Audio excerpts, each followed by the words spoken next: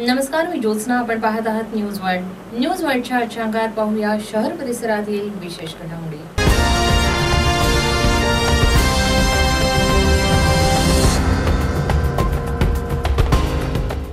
राज्याचे दिवंगत गृहमंत्री आर पाटील यांचा मुलगा रोहित याने नुकत्याच लागलेल्या 12वीच्या सीबीएसई परीक्षेत 94% गुण मिळवून यश संपादन केलंय. विशेष म्हणजे आबांवर मुंबईत उपचार सुरू असताना रोहितची परीक्षा चालू होती, मात्र परिस्थितीने विचलित न होता त्याने हे यश मिळवलंय. न्यूज वर्ल्ड परिवारातर्फे रोहितचे त्याच्या यशाबद्दल हार्दिक अभिनंदन आणि भावी वाटचालीसाठी खूप खूप शुभेच्छा. देशप्रेमाचे धगधगते कुंड म्हणजे स्वातंत्र्यवीर सावरकर. त्यांची 133वी जयंती शहर आणि परिसरात मोठ्या धुमधडाक्यात साजरी करण्यात आली. त्याच्या अनुषंगाने विविध कार्यक्रम आयोजित करण्यात आले होते. स्वातंत्र्यवीर सावरकरांच्या गुणांची यादी जरी करायची म्हटली तरी एखाद्याची झोप उडू शकते. समाज सुधारक, विज्ञाननिष्ठ, भाषातज्ञ, उत्कृष्ट संघटक, प्रखर देशभक्त, समयसूचक, सिद्धहस्त लेखक, भविष्यसूचक, बलोपासक, त्यांच्या या गुणांची यादी प्रचंड आहे. स्वातंत्र्यवीर विनायक दामोदर सावरकर हे आपल्या भारत मातेचे असे एक सुपुत्र होते की ज्यांना स्वतःहून लोक स्वातंत्र्यवीर म्हणत. जगात स्वातंत्र्यवीर सावरकरांखेरीज एकही व्यक्ती नाही की ज्याला लोक लिबर्टी वॉरियर किंवा इंडिपेंडंट वॉरियर किंवा फ्रीडम वॉरियर अशा नावांनी ओळखतात. नाशिक जवळच्या भगूरच्या या वीराची महती इथेच संपत नाही.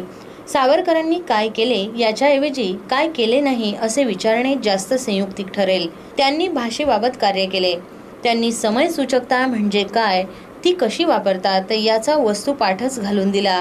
अशा थोर वीराची जयंती नाशिक रोड येथील उड्डाणपुलाखाली मोठ्या उत्साहात साजरी करण्यात आली. प्रथम सावरकरांच्या तसेच लोकराजा राजर्षी शाहू, लोकशाहीर अण्णाभाऊ साठे, छत्रपती शिवाजी महाराज यांच्या प्रतिमेला पुष्पहार घालून अभिवादन करण्यात आलं. नंतर अंदमान येथे सावरकरांनी भोगलेल्या हाल अपेष्टांचे स्मरण करण्यात आले. स्वातंत्र्यवीर सावरकरांच्या जयंती या निमित्ताने नाशिक रोड विभागामध्ये बिटको चौकात स्वातंत्र्यवीर सावरकर बहुउद्देशीय संस्था याचे अध्यक्ष रवींद्र पाटील आणि सर्व सहकारी यांनी आज या ठिकाणी सावरकरांची जयंती मोठ्या उत्साहात साजरी केली आहे. सावरकरांनी या देशासाठी स्वातंत्र्य मिळवण्यासाठी फार मोठा चळवळ आणि फार मोठा लढा दिला होता. यामध्ये त्यांची जन्मभूमी ही आपल्या नाशिक रोडच्या जवळच भगूर या गावी असल्यामुळे स्वातंत्र्यवीर सावरकरांविषयी आम्हाला अतिशय अभिमान आहे. त्यांच्या स्वातंत्र्याच्या चळवळीमध्ये असणाऱ्या सहभागाच्या निमित्ताने सर्व युवकांना, विद्यार्थ्यांना त्यांचा नक्कीच अभिमान वाटेल. आज मी या जयंतीच्या निमित्ताने सावरकरांना विनम्र अशी अभिवादन करतो आणि राष्ट्रवादी काँग्रेस पक्षाच्या वतीनं त्यांना भावपूर्ण. न्यूज वर्ल्डसाठी मनीष सरवटकर, नाशिक रोड. महाराष्ट्रातील कायदा सुव्यवस्था कोणत्या प्रकारची आहे याचं प्रत्यंतर देणाऱ्या घटना सध्या महाराष्ट्रात वारंवार घडताना दिसत आहे. कालच नाशिक रोड मध्यवर्ती कारागृहातून कैद्याने पळ काढून पुन्हा एकदा गृहमंत्र्यांनी कितीही घोषणा केल्या असल्या तरी नागपूर कैदी पळ प्रकरणातून कारागृह प्रशासन काहीही न शिकल्याचं दिसून आलंय। काही दिवसांपूर्वीच नागपूर येथून 5 कैदी पळाल्यानंतर राज्य गृहमंत्र्यांनी मोठा गाजावाजा करत विविध कारागृहांची झाडझडती मोहीम हाती घेऊन कायदा सुव्यवस्था उत्तम असल्याचं सांगितलं होतं। मात्र काल नाशिक रोड मध्यवर्ती कारागृहातील खुल्या कारागृहातून भिवंडी येथे मुळात वास्तव्यास असणारा नाशिक रोड कारागृहात चोरीच्या आरोपाखाली शिक्षा भोगत असलेला कैदी इस्माईल इब्लिस पळून गेल्यानं नव्याचे 9 दिवस याप्रमाणे कारभार असल्याचं दिसून आलंय। याबाबत नाशिक रोड पोलीस स्टेशनमध्ये गुन्हा दाखल करण्यात आलाय। न्यूज वर्ल्डसाठी मनीष सरवटकर, नाशिक रोड। न्यूज वर्ल्डच्या आजच्या अंकात अजूनही विशेष घडामोडी, पण त्यापूर्वी घेणार आहोत एक छोटीशी विश्रांती।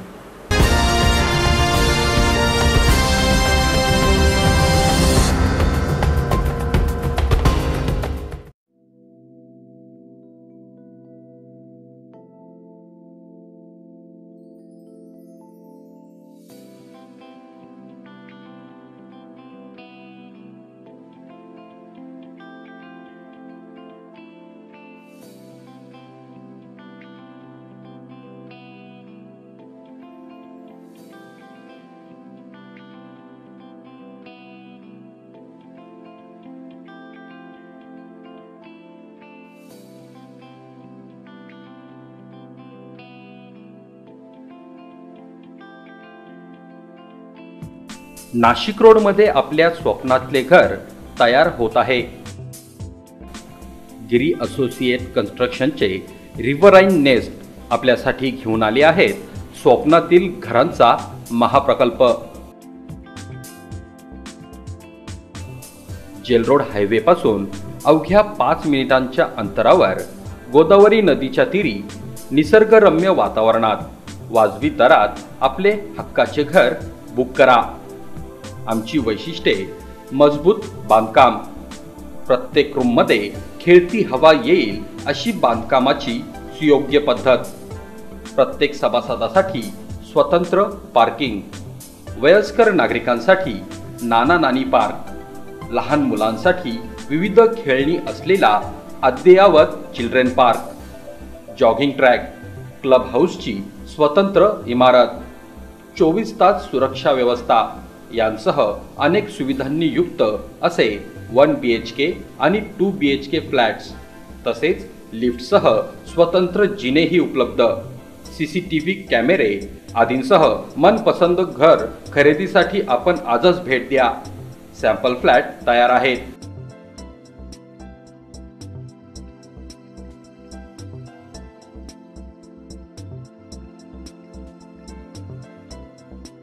आमचा पत्ता survey number 85/16 Omnagar, jail road, Dasak Chowk, Nashik road. Mobile number 88 88 88 57 33 आणि 88 88 88 57 34। ईमेल ID आहे sales@riverrainnet.com। बातम्या आणि जाहिरातींसाठी संपर्क साधा। आमचा पत्ता न्यूज वर्ल्ड, गीत मीडिया कम्युनिकेशन, मधुबन, बोधलेनगर जवळ, शिल्पराज रेसिडेन्सी, कामत हॉटेलच्या समोर, Nashik Pune road, Nashik 422 101। Phone number 0253 65 77 77 5। Mobile number 98 19 41 41 37 आणि 97 02 31 55 88।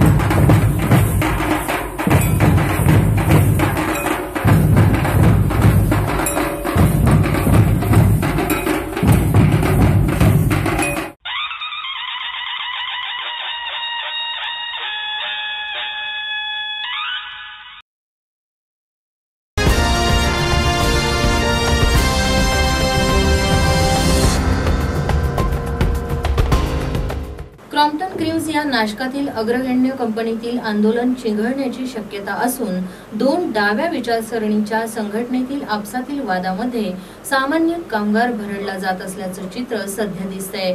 सदर कंपनीत साहित्य पुरवठा करून आपली उपजीविका करणारे अनेक लघु उद्योग परिसरात आहे। त्या सर्वांवर याचा परिणाम होतोय। त्यामुळे नाशिकच्या औद्योगिक क्षेत्राची मोठी हानी होत आहे।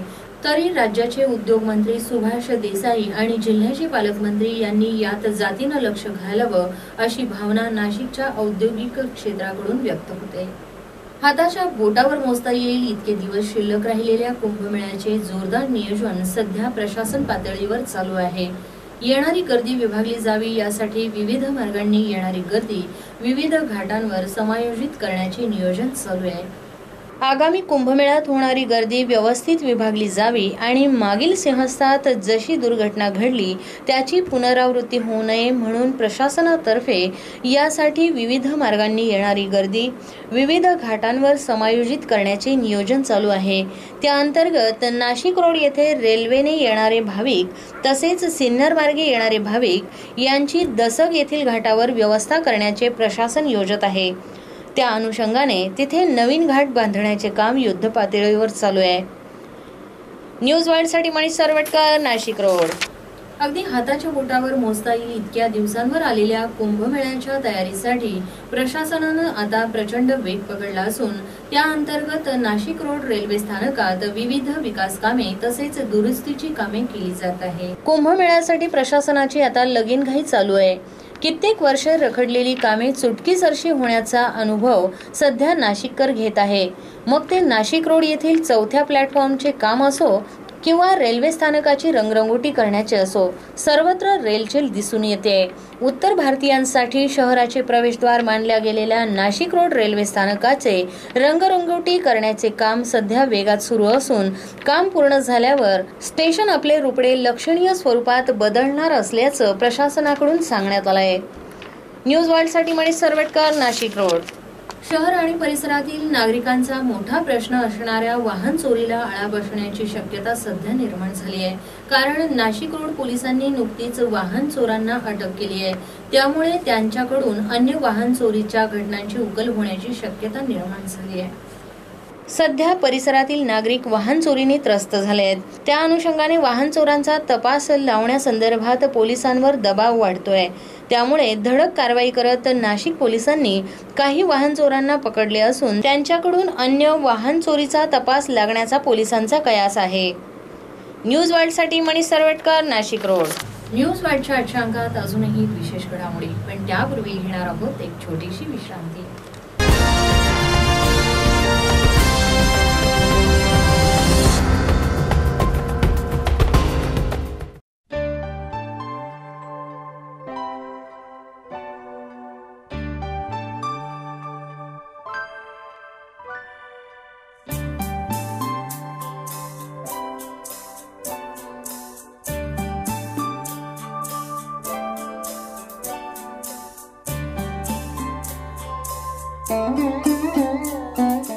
मेजवानी लय भारी।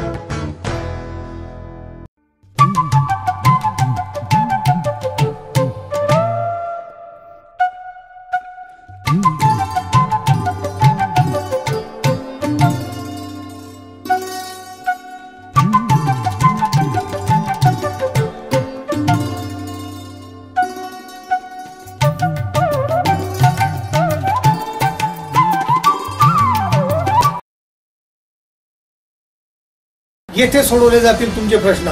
कुणाचाही मुलाईजा न बाळगता मिळतील तुमच्या प्रश्नांची उत्तरे। सत्य निपक्षपणे कळतील तज्ञांची मते। न घाबरता बेधडक विचारले जातील प्रश्न। म्हणून बघायला विसरू नका राहुल ऑन द स्पॉट, फक्त न्यूज वर्ल्ड वाहिनीवर दर रविवारी सायंकाळी 8 वाजता।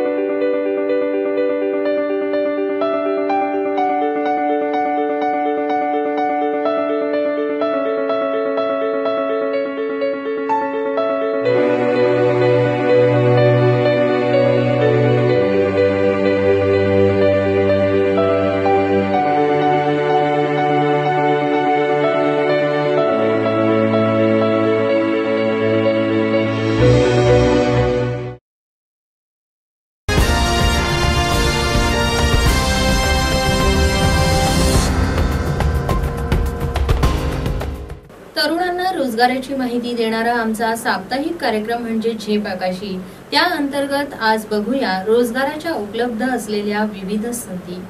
राजीव गांधी वैद्यकीय महाविद्यालयात विविध पदांच्या 29 जागा। ठाणे महानगरपालिकेच्या राजीव गांधी वैद्यकीय महाविद्यालयाच्या आस्थापनेवर प्राध्यापक 4 जागा, सहयोगी प्राध्यापक 5 जागा, अधिव्याख्याता 17 जागा, इंटेन्सिव्हिस्ट 3 जागा। या पदासाठी ऑनलाईन अर्ज मागविण्यात येत आहे। अर्ज भरण्याची मुदत 5 ते 15 जून 2015 आहे। अधिक माहितीसाठी www.thanecity.gov.in या संकेतस्थळावर उपलब्ध आहे। केंद्रीय लोकसेवा आयोगाच्या नागरी सेवा परीक्षा 2015 अंतर्गत 1129 जागांसाठी ऑनलाईन अर्ज मागविण्यात येत आहेत। अर्ज करण्याची अंतिम तारीख 19 जून 2015 आहे। या संबंधीची जाहिरात एम्प्लॉयमेंट न्यूजच्या 23 ते 29 मे 2015 च्या अंकात प्रसिद्ध झाली आहे। अधिक माहितीसाठी http://upsc.gov.in आणि http://www.upsconline.nic.in किंवा mainmenu2.php या संकेतस्थळावर उपलब्ध आहे। भारतीय वन सेवा परीक्षा 2015 अंतर्गत 110 जागा। केंद्रीय लोकसेवा आयोगाच्या भारतीय वन सेवा परीक्षा 2015 अंतर्गत 110 जागांसाठी ऑनलाईन अर्ज मागविण्यात येत आहे। अर्ज करण्याची अंतिम तारीख 19 जून 2015 आहे। या संबंधीची जाहिरात एम्प्लॉयमेंट न्यूजच्या 23 ते 29 मे 2015 च्या अंकात प्रसिद्ध झाली आहे। अधिक माहिती http://upsc.gov.in आणि http://www.upsconline.nic.in किंवा mainmenu2.php या संकेतस्थळावर उपलब्ध आहे। पुणे जिल्हा परिषद अंतर्गत कनिष्ठ अभियंता पदाच्या 15 जागा। पुणे जिल्हा परिषद अंतर्गत ग्रामीण पाणी पुरवठा कार्यक्रमांतर्गत करार पद्धतीने कनिष्ठ अभियंतासाठी 15 जागा। या पदासाठी विहित नमुन्यात अर्ज मागविण्यात येत आहे। अर्ज करण्याची अंतिम तारीख 10 जून 2015 आहे। अधिक माहिती http://www.punezp.org या संकेतस्थळावर उपलब्ध आहे। केंद्रीय विद्यालयात शिक्षक आणि शिक्षकेतर पदांच्या 4339 जागा। केंद्रीय विद्यालय संघटन नवी दिल्ली यांच्या आस्थापनेवर उपप्राचार्य 30 जागा, वित्त अधिकारी 1 जागा, सहाय्यक 75 जागा, उच्च श्रेणी लिपिक 153 जागा, निम्न श्रेणी लिपिक 312 जागा, अनुवादक हिंदी 5 जागा, लघुलेखक 8 जागा, सहाय्यक संपादक 1 जागा, पदव्युत्तर शिक्षक PGT इंग्रजी 45 जागा, हिंदी 20 जागा, भौतिकशास्त्र 38 जागा, रसायनशास्त्र 30 जागा, अर्थशास्त्र 32 जागा, वाणिज्य 68 जागा, गणित 28 जागा, जीवशास्त्र 36 जागा, इतिहास 30 जागा, भूगोल 21 जागा, संगणकशास्त्र 39 जागा, प्रशिक्षित पदवीधर शिक्षक इंग्रजी 72 जागा, हिंदी 67 जागा, सामाजिक शास्त्र 59 जागा, विज्ञान 61 जागा, संस्कृत 62, गणित 70 जागा, शारीरिक शिक्षण 117 आणि इतर शाखा 146 जागा, ग्रंथपाल 74 जागा, प्राथमिक शिक्षक 2566 जागा, प्राथमिक शिक्षक संगीत 73 जागा। या पदांसाठी पात्र उमेदवारांकडून ऑनलाईन अर्ज मागविण्यात येत आहे। अर्ज करण्याची अंतिम तारीख 4 जून 2015 आहे। या संबंधीची जाहिरात एम्प्लॉयमेंट न्यूजच्या 23 ते 29 मे 2015 च्या अंकात प्रसिद्ध झाली आहे। अधिक माहिती www.kvsanghatan.nic.in आणि http://jobapply.in और KVS या संकेतस्थळावर उपलब्ध आहे। अमरावती येथे वनरक्षक पदाच्या 81 जागा। प्रादेशिक निवड समिती अमरावती यांच्या वतीनं जिल्ह्यातील अनुसूचित क्षेत्रातील चिखलदरा आणि धरणी तालुके स्थानिक अनुसूचित जमातीच्या उमेदवारांसाठी वनरक्षक 81 जागा या पदासाठी ऑनलाईन अर्ज मागविण्यात येत आहे. अर्ज करण्याची अंतिम तारीख 10 जून 2015 आहे. अधिक माहिती forest.erecruitment.co.in या संकेतस्थळावर उपलब्ध आहे. नॅशनल केमिकल लॅबोरेटरी पुणे येथे विविध पदांच्या 15 जागा. राष्ट्रीय रासायनिक प्रयोगशाळा डॉक्टर होमी भाभा रोड पुणे येथे सहाय्यक जनरल ग्रेड 3 6 जागा. सहाय्यक स्टोअर अँड परचेस ग्रेड 3 4 जागा. सहाय्यक फायनान्स अँड अकाउंट ग्रेड 3 3 जागा. ज्युनियर लघुलेखक 2 जागा. या पदांसाठी ऑनलाईन पद्धतीने अर्ज मागविण्यात येत आहे. अर्ज करण्याची अंतिम तारीख 22 जून 2015 आहे. अधिक माहिती http://recruit.ncl.res.in या संकेतस्थळावर उपलब्ध आहे. कृषी समृद्धी समन्वयित कृषी विकास प्रकल्प अमरावती येथे विविध पदांच्या 6 जागा. कृषी समृद्धी समन्वयित कृषी प्रकल्प आणि सर रतन टाटा ट्रस्ट यांच्या अर्थसहाय्याने विदर्भातील अमरावती, अकोला, बुलढाणा, वर्धा, वाशिम, यवतमाळ या 6 जिल्ह्यांत राबविला जात आहे. या प्रकल्पासाठी लेखाधिकारी, प्रकल्प व्यवस्थापन कक्ष 1 जागा. सहाय्यक लेखाधिकारी, प्रकल्प व्यवस्थापन कक्ष 1 जागा. जेंडर एक्सपर्ट, प्रकल्प व्यवस्थापन कक्ष 1 जागा. ज्ञान व्यवस्थापन तज्ज्ञ, प्रकल्प व्यवस्थापन कक्ष 1 जागा. संनियंत्रण आणि मूल्यमापन अधिकारी, प्रकल्प व्यवस्थापन कक्ष 1 जागा. संगणक चालक, प्रकल्प व्यवस्थापन कक्ष 1 जागा. या पदासाठी पात्र उमेदवारांकडून विहित नमुन्यात अर्ज मागविण्यात येत आहे. अर्ज करण्याची अंतिम तारीख 4 जून 2015 आहे. या संबंधीची जाहिरात 22 मे 2015 रोजीच्या सकाळ या वृत्तपत्रात प्रसिद्ध झाली आहे. अधिक माहिती www.msamb.com या संकेतस्थळावर उपलब्ध आहे. मीरा भाईंदर महानगरपालिका येथे विविध पदांच्या 32 जागांसाठी थेट मुलाखत. मीरा भाईंदर महानगरपालिका येथे कंत्राटी पद्धतीने वैद्यकीय सेवा या संवर्गातील विविध पदांच्या 32 जागांसाठी थेट मुलाखतीचं आयोजन करण्यात आलंय. या मुलाखती दिनांक 29 मे 2015 रोजी घेण्यात येणार आहे. या संबंधीची जाहिरात 16 मे 2015 रोजीच्या लोकसत्ता या वृत्तपत्रात प्रसिद्ध झाली आहे. अधिक माहिती www.mbmc.gov.in या संकेतस्थळावर उपलब्ध आहे. महाराष्ट्र लोकसेवा आयोगातर्फे लघुलेखक मराठी पदाच्या 66 जागा. महाराष्ट्र लोकसेवा आयोगातर्फे सामान्य प्रशासन विभागाअंतर्गत विविध मंत्रालयीन विभाग आणि बृहन्मुंबई विविध कार्यालयातील लघुलेखक मराठी गट क 66 जागा. या पदासाठी ऑनलाईन अर्ज मागविण्यात येत आहेत. अर्ज करण्याची अंतिम तारीख 8 जून 2015 आहे. अधिक माहिती www.mpsc.gov.in या संकेतस्थळावर उपलब्ध आहे. थोर अभ्यासक, विचारवंत म्हणून आपण सच्चिदानंद शेवडे यांना ओळखतो. सच्चिदानंद शेवडे नाशिकला व्याख्यानासाठी आले असता आमचे प्रतिनिधी मिलिंद कुलकर्णी यांच्याशी साधलेला संवाद पाहूया. आपल्या बरोबर महाराष्ट्रातले प्रसिद्ध व्याख्याते आणि विचारवंत सच्चिदानंदजी शेवडे. आता आपण त्यांच्याशी न्यूज वर्ल्ड चॅनलसाठी बातचीत करीत आहोत. शेवडेजी, आपलं न्यूज वर्ल्डमध्ये हार्दिक स्वागत आहे. नमस्कार, धन्यवाद.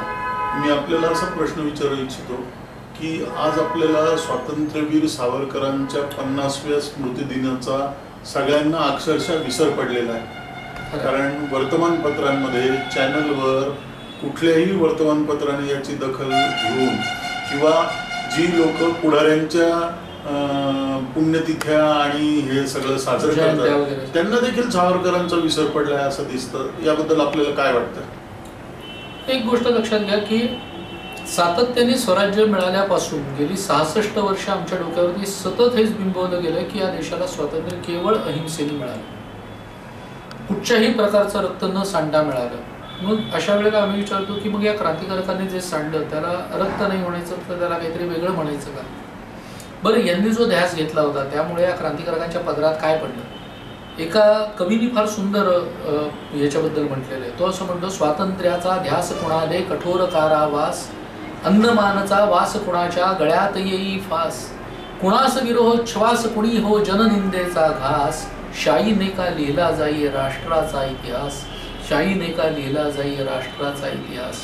पण हे दुर्दैवाने या सगळ्याचा आम्हाला आज विसर पडत चाललेला आहे, कारण सातत्याने हेच डोक्यावरती बिंबवलं गेलंय. आणि म्हणून वाढता जो चंगळवाद आहे आजचा, या चंगळवादाला केवळ आजची पिढी जबाबदार आहे असं म्हणून आम्ही आमची जबाबदारी झटकतोय असं माझं म्हणणं आहे. या पिढीच्या पर्यंत या पराक्रमाचा, त्यागाचा, तेजाचा इतिहासच पोचवला जात नाही. तो पोचवायचा प्रयत्न या ना त्या रीतीने व्हायला पाहिजे. कारण जगामध्ये कोणत्याही देशाला, जो देश स्वातंत्र्याकरता झगडलाय त्या प्रत्येक देशातल्या जनतेचं रक्त सांडलेलं आहे. आपला देश अपवाद कसा असेल? पण आमच्याकडे सातत्याने या गोष्टी मारून मारून अशी अवस्था केलेली की या देशाला जणू काही 2-4 व्यक्तींच्याच मुळे स्वातंत्र्य मिळालं, बाकी कोणाहीमुळे मिळालं नाही. एकीकडे आम्ही शिवाजीराजांचं नाव सांगायचं, दुसरीकडे आम्ही सशस्त्र क्रांतिकारकांच्याकडे दुर्लक्ष करायचं. हे का होतं हे मलाही पडलेलं कोड आहे. स्वातंत्र्यवीर सावरकरांनी स्वतःच्या जीवनाचा आणि कुटुंबाचा होम पेटवला आणि या राष्ट्रामध्ये एक नवचैतन्य फुलवलं. आजची तरुण पिढी ही सगळी चित्रपट आणि अन्य काही ज्या विविध गोष्टी आज समाजामध्ये टेलिव्हिजन मार्फत, नंतर आणखी मोबाईल मार्फत ज्या पसरल्या जात आहेत, त्याचं लक्ष ठरली आणि सावरकर पूर्णपणे आपल्या विस्मृतीत गेलेत असं घडतंय. तर त्याबद्दल आपण काय म्हणाल? नाही, एक गोष्ट लक्षात घ्या याच्यामध्ये की आपण विचार करायचा की आपल्याकडचे किती पालक आपल्या मुलांच्या वाढदिवसाला त्यांना एखादं चांगलं पुस्तक भेट देतात. आम्ही खेळणी देतो, नाही तर नवीन कपडे देतो. माझं म्हणणं आहे त्याच्याकरता 364 दिवस इतर पडलेले आहेत की. पण जर मुलाच्या वाढदिवसाच्या दिवशी एखादं पुस्तक लहानपणापासून त्याला भेट देऊन जर त्याला सांगितलं की 4 दिवसांनी याच्यामधली गोष्ट मला सांगायची, बरं का, सुरुवातीला गोष्टीची पुस्तकं द्या, मग हळूहळू तुम्ही क्रांतिकारकांची चरित्र द्या, वाचायची एकदा गोडी त्याला लागू दे, मग पुढे जाताना तो ठरवेल की मला कोणत्या प्रकारचं वाचन करायचं आणि कोणत्या प्रकारचं नाही. मुळात वाचनाची गोडी आम्ही लावत नाही. ह्या आजची तरुण पिढी फुकट गेलेली नाही. ही चंगळवादाकडे ओढली जर गेलेली असेल तर ते पाप खरं म्हणजे आधीच्या पिढ्यांचं आहे असं माझं म्हणणं आहे.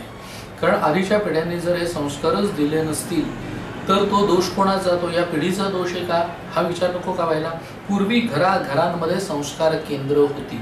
आज घराघरातले संस्कार संपले म्हणून घराबाहेर संस्कार केंद्र काढायला लागत आहेत. ही शोकांतिका नाही आहे का समाजाची? आणि मग ही तरुण पिढी उलट आजची खूप शार्प आहे. तुमच्या आमच्या पिढीपेक्षा ही पिढी खूप शार्प आहे. कारण ही पिढी आजच्या संगणक युगामध्ये जन्माला आलेली आहे. मुलगा स्मार्टफोन कसा वापरायचा हे जे पोरगं वापरत सुद्धा नाही ते आपल्या बापाला शिकवतं की कसा वापरायचा ते. त्यामुळे ही अतिशय हुशार पिढी आहे. यांना योग्य रीतीने चॅनलाइज केलं जात नाही, योग्य मार्गदर्शन दिलं जात नाही. केवळ तेवढं द्या, मग बघा ही पिढी काय कुठच्या कुठे जाऊन पोचू शकते. सावरकरांच्या भाषेत ज्याला पत्र्याचं भांड म्हणता येईल आणि आपल्या सगळ्यांच्या मराठी भाषेत ज्याला टिनपॉट म्हणता येईल असा मणिशंकर अय्यर सारखा एक तुच्छ मंत्री सावरकरांसारख्या महाक्रांतिकारकाची पट्टिका पुसून काढतो, त्यांच्या कवितांवरती आक्षेप घेतो. त्या मणिशंकर अय्यर बद्दल आपल्या मनामध्ये काय भावना आहे? मला ना हे सुरुवातीला झालं ना तेव्हा चिड आली होती. आता मला कीव येते अशा लोकांची की असं आहे की सूर्य म्हणून तो समोर दिसत असताना तू सूर्य नाहीस असं म्हणणं किंवा एखादी टोपलीने तो झाकायचा प्रयत्न करणं, याच्यासारखे या सगळ्यांची ही बालिश चाळे आहेत. याच्यापेक्षा दुसरं काही नाही. पण एक गोष्ट चांगली आहे की आम्ही याचा आत्ताचं नवीन सरकार आल्यानंतर याचा काही पाठपुरावा वेगवेगळ्या माध्यमांच्या मधून केला आणि आपल्या सरकारने, नवीन सरकारने हे मान्य केलेलं आहे की त्या सावरकरांच्या ओळी ज्या मणिशंकरनी काढून टाकलेल्या होत्या त्या आता लवकरच लागतील. माझ्या अंदाजाप्रमाणे येत्या 1-2 महिन्यात सुद्धा त्या लागण्याची शक्यता आहे. हे त्याच्या चांगली बाजू आहे. गोवंश हत्याबंदीचा कायदा या महाराष्ट्र सरकारने केलेला आहे नुकताच. खूप लोक गोहत्याबंदीसाठी लढले, गोवंश हत्याबंदीसाठी. अगदी विनोबा भावे, महात्मा गांधींची पण घेता येते. पण काही लोक या कायद्याला विरोध करतात. त्याच्याबद्दल तुम्ही काय म्हणाल? मी सांगू का, खरं म्हणजे या कायद्याला विरोध हा त्या लोकांच्या स्वार्थीपणाचं राजकारण आहे. याच्या पलीकडे मला काही दिसत नाही. गोमांस खाण्याच्या बद्दल आतापर्यंत कोणाला कुठचाही कळवळा आलेला नव्हता आणि आताच एकाएकी कळवळा काय यावा हेही मला कळत नाही. मग त्याच्याकरता सावरकरांची सुद्धा वाक्य कोट करायला ते जातात, पण ते सुद्धा तशाच पद्धतीची चुकीच्या रीतीने ती कोट केली जातात ज्याच्यातून अर्थ भलताच निघतो अशी वाक्य कोट केली जातात. हे सगळं जाणीवपूर्वक चाललेलं आहे की एकीकडे सरकारने काहीतरी चांगला कायदा घेतलाय. एक लक्षात घ्या की आमच्याकडे आमची परंपरा जी आहे, भारतीय परंपरा आहे, भारतीय धारणा आहे, ती धारणा असं मानते की आपल्याला 3 माता असतात, एक स्वमाता, दुसरी भूमाता आहे आणि तिसरी गोमाता आहे. आमची आजची अवस्थाच अशी होत चालली किंवा वैचारिक पातळी आमची अशी खालावत चाललेली आहे की आम्ही स्वमातेला पाठवतोय वृद्धाश्रमात, गोमातेला आम्ही खाटीकखान्यात पाठवतोय आणि भूमातेला एने करून विकतोय. आमची जर गोमातेला संरक्षणीय म्हणून मानलं गेलं, रक्षणीय म्हणून मानलं गेलं, बरं भाकड झालेली गाय सुद्धा स्वमूत्रातून आणि गोमयातून आपल्या चाऱ्याचा खर्च काढते हो. ह्याबद्दल वेगवेगळ्या संस्था आज प्रयत्न करतायत, त्या संस्था समजावून सांगतायत. असं असून सुद्धा जाणीवपूर्वक त्याच्या विरोधात आरडाओरड करणं मला तरी असं वाटतं की हे सगळ्यात मोठं षडयंत्र आहे. आमच्याकडचं गोधन संपायचं. आपल्याला माहिती आहे का की गोपालक असं म्हटलं जाणाऱ्या या देशामध्ये पूर्वी आपल्या देशी गाई ज्या होत्या ना, त्या साधारणपणे 129 प्रकारच्या होत्या. आज आमच्याकडे देशी गाईंचा वंश फक्त 42 प्रकारचा उरलाय असं म्हटलं जातं. मग ही आपल्याला चिंतेची बाब नाही वाटत आहे? जर आमच्या देशी गाई कमी कमी होत असतील आणि अमेरिकेसारख्या ठिकाणी इस्कॉनने तिथे न्यू वृंदावन नावाची सिटी वसवलेली, तिथे आज याच देशी गाई तिथे नेल्या गेलेल्या आहेत आणि त्या देशी गाईंचं संवर्धन आज तिथे केलं जात आहे. म्हणजे उद्या देशी गाईंचं ब्रीड जर आम्हाला काही आणायचं असेल तर आम्हाला ते तिथून मागवावं लागेल की काय, अशी भीती आता वाटायला लागली. त्यामुळे उलट सरकारने हा जो निर्णय घेतलाय तो खरं म्हणजे अत्यंत स्तुत्य निर्णय आहे. वर्तमान जे केंद्रातलं मोदी सरकार आहे हे पाकिस्तानच्या विरुद्ध थोडंसं लेचपेचं धोरण अवलंबत आहे आणि काश्मीर प्रश्नी त्यांची जी त्रेधा तिरपीट चालू आहे त्याच्याबद्दल आपण कसं काय आकलन कराल यांचं?